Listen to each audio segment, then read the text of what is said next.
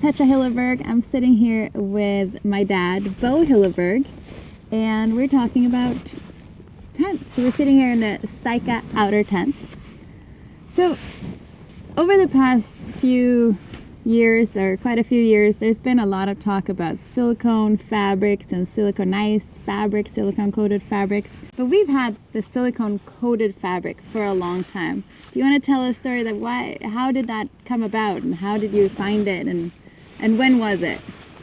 It was in the 70s, and we used the normal fabric with polyurethane coating on.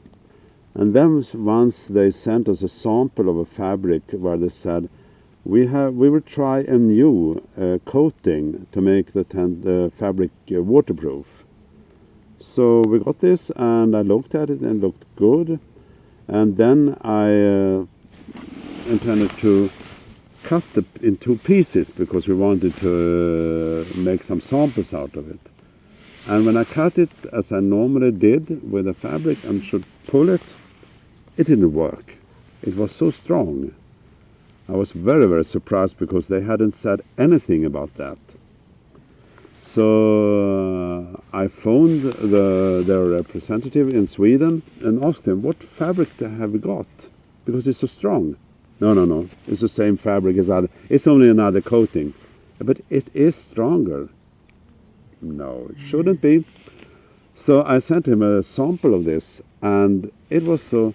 They had just used silicone for coating and didn't realize that the silicone made the fabric much stronger.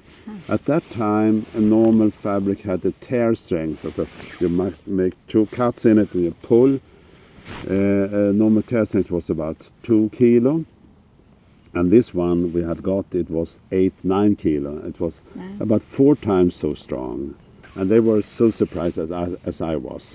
But of course I got very, very interested in this fabric. So that was a happy accident. Oh, yeah. So that was the early Kerlon fabric then, that you named it? Yes. And we went on using this, and by the time it got better and better, and for many years we were nearly the only who used this type of fabric. But it's an expensive fabric, and it's more difficult to coat a fabric with silicone than with, for example, with polyurethane. Right. So this Steika now has the Kerlon 1800 kilos. Yes. So it's basically the same, very similar fabric, but just even better now. I think the first one was the polyester fabric. Now it's high tenacity ripstop nylon, much lighter than that fabric, but still much stronger. That fabric was 8 kilo, and now we have 18 kilo tear strength on this one. Yeah. So this fabric obviously makes the tent expensive. Why is it so important to have that high tear strength?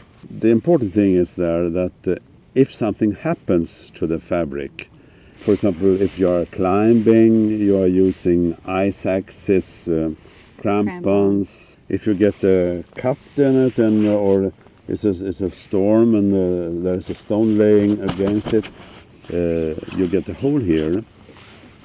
If you have a low tear strength, for example, 2.5 kilo, there's the big risk that it rips and the whole tent will rip up. If you have, as we have done, 18 kilo here, what do you call it? The security level is much higher. Then it also for longevity, right? Any fabric is going to deteriorate over time. So if you start at a tear strength that is about 2 kilos, or you start at 18 kilos, that time of deterioration, you're going to have a much longer lifespan on that tent. Absolutely. I mean, if it's 50% less tear strength in this fabric, it's still 9 kilo. Yeah. If it's on a normal fabric where you started with 2 kilo, it's 1, and that's nearly the tear strength of a good magazine paper. Yeah.